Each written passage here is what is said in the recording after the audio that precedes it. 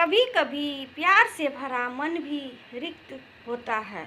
हमारे पास सुख सुविधा की हर चीज़ उपलब्ध होती है, फिर भी हमारे मन का एक कोना जाने क्यों खाली खाली सा रह जाती है। मैं कितनी खुश रहा करती थी, पर अब चिड़चिड़ी सी रहने लगी। मेरा मन नहीं करता कि अब कहीं भी जाने का। तुम लोग जाओ, मैं नहीं आ सकती। पति और बच्चों को छोड़कर जाना वैसे भी मुश्किल होगा।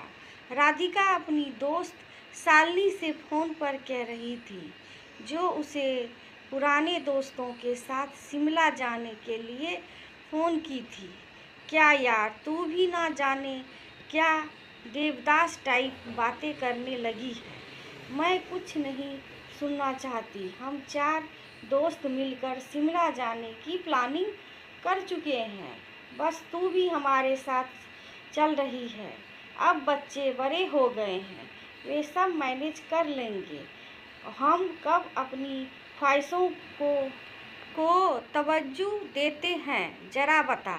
बस जो पति और बच्चों को पसंद उसमें ही खुद की खुशी खोजने लगते हैं। अब बहुत हुआ यार, सब अपने अपने हिस्से की खुशी जी रहे हैं, तो 4 दिन क्या हम क्यों नहीं। बस कुछ मत सोच, हमारे साथ चल। तू बोल तो मैं तेरे पति से बात कर लूँ, शालिनी ने कहा। तू इतना बोल रही है तो मैं कोशिश करती हूँ। विजय को आने दे, उनको पूछ कर बताती हूँ, कहकर राधिका ने फ़ोन रख दिया। राधिका हंसमुख स्वभाव की सीधी सादी लड़की थी। पति और दो बच्चे की माँ अपनी जिम्मेदारी निभाते वे अपने लिए जीना भूल सी गई थी। शायद हम औरतों के हिस्से में खुशी हमेशा दूसरों के साथ ही बांध कर आती है। बस घर गृहस्थी संभालते खुद को कभी ना ढंग से संवारने का सोचती है, ना अपनी पसंद का खाना खाने का। फिर अब 45 की उम्र में आते आते उसका ऐसा विरक्त मन विजय को भी कभी कभी परेशान कर देता था। वे बहुत बार पूछ चुका था, क्या बात है राधिका, तुम यूं हमेशा काम में ही क्यों लगी रहती हो। कभी कभी तो समझ ही नहीं आता तुम्हें क्या चाहिए। राधिका कैसे कहे कि तुम काम में इतने उलझ गए हो कि मुझे क्या पसंद नापसंद इसका भी ख्याल नहीं रहता। बस अपनी खुशी देखते हो। राधिका आज विजय के आने से पहले रात के खाने की तैयारी कर ली।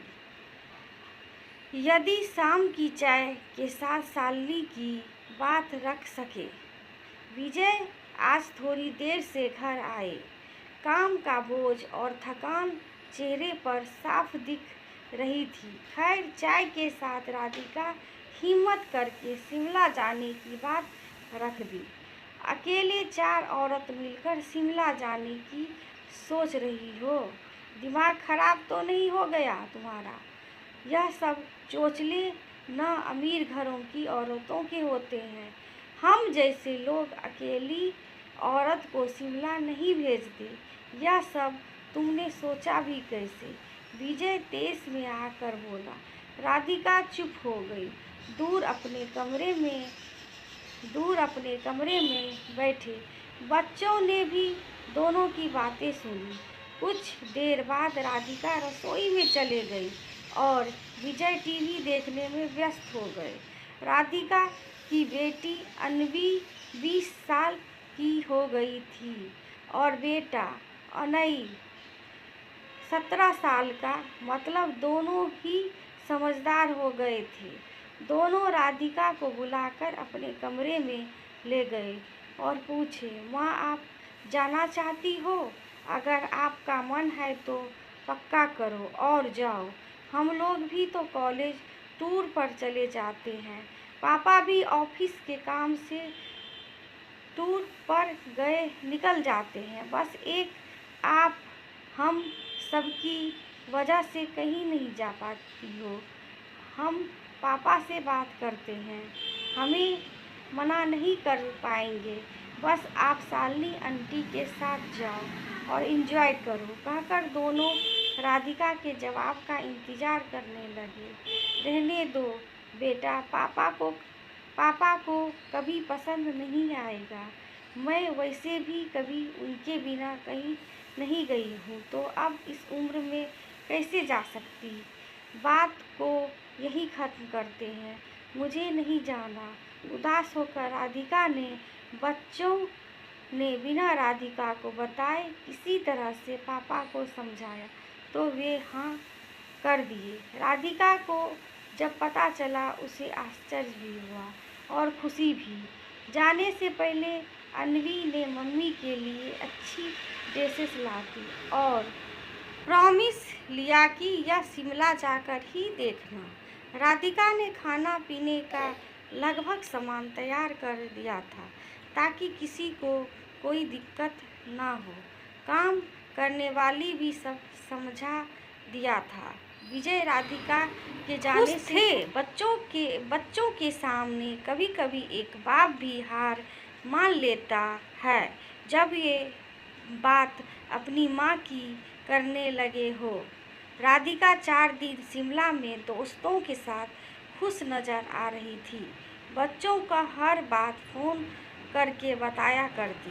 विजय से बात करने की हिम्मत नहीं हो रही थी। राधिका यह 4 दिन अपनी ख्वाहिशों के साथ जिया और उसके चेहरे की चमक बता कभी खुद के लिए भी खुश रहना जरूरी है।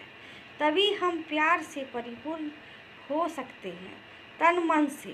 घर आकर राधिका में बहुत बदलाव आ गया था। वे अब खुश रहने लगी थी, खुद को संवारने लगी थी। असर उस ड्रेस का था जो अन्वी ने दिया, जिसको पहनकर अन्वी को एहसास हुआ कि उम्र में कोई भी हो, आपको जिसमें खुशी मिलती हो वह कर लो। विजय भी अब राधिका के बदलते रूप से हैरान था।